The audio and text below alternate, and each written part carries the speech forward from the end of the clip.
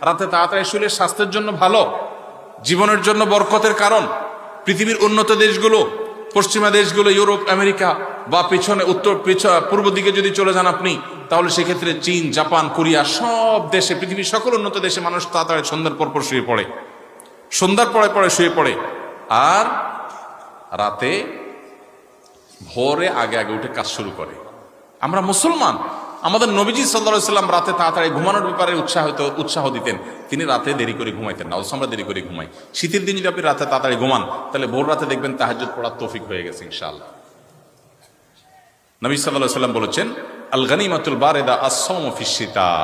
শীতল সুবর্ণ সুযোগ হলো শীতের দিনে দিনটা থাকে ছোট, ক্ষুধা লাগে কম, রোজা রাখা আর রাতে তাহাজ্জুদ পড়ার সুযোগ। এটা গরমের দিনে হয় না।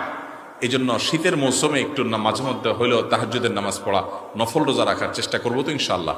আল্লাহ আমাদের তৌফিক দান করুন।